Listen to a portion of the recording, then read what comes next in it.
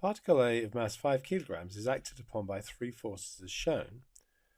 Find the magnitude and the direction of the acceleration. So we need to resolve some forces. Let's start with this force here.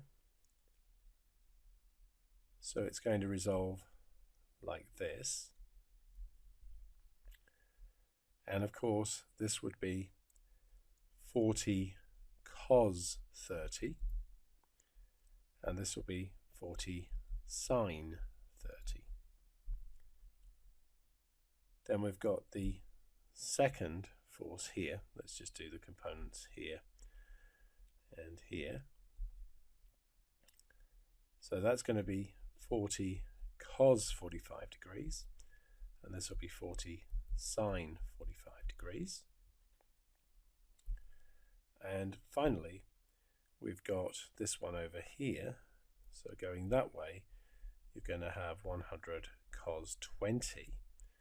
And going this way, you're going to have 100 sine 20. So let's look horizontally.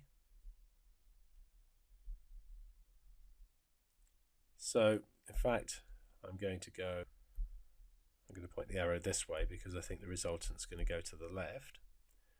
So that's going to be 100 cos 20. Take away 40 cos 45. Take away 40 cos 30.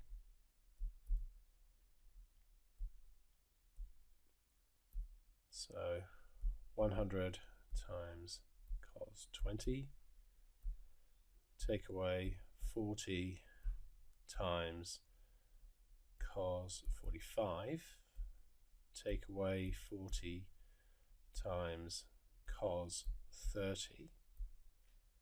So that's going to give me 31.04 newtons to the left. Now if we consider the vertical, acting upwards, we have the 100 sine 20 and the 40 sine 30, and acting downwards we've got the 40 sine 45. So we can just calculate those.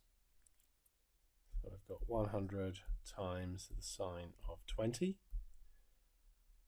add 40 times sine 30, take away 40 times sine 45, and that is 25.92.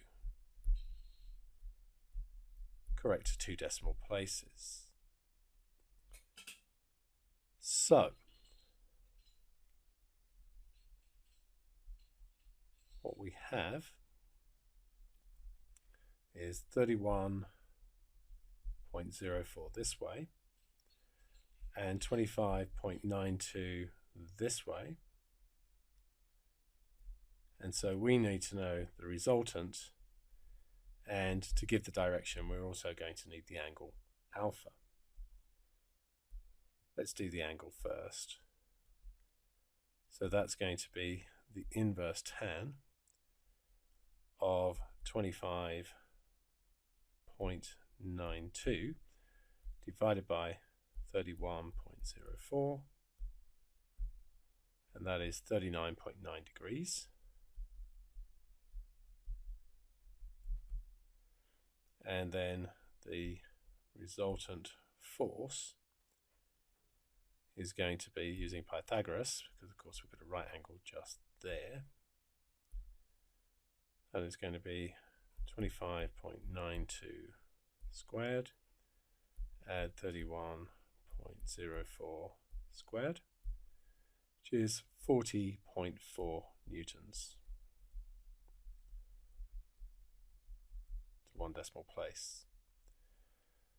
And so using F equals ma, the acceleration is going to be 40.4 divided by 5, Let's just divide the last answer by 5, and that would give me, let's say, 8.1 meters per second squared with the direction as shown.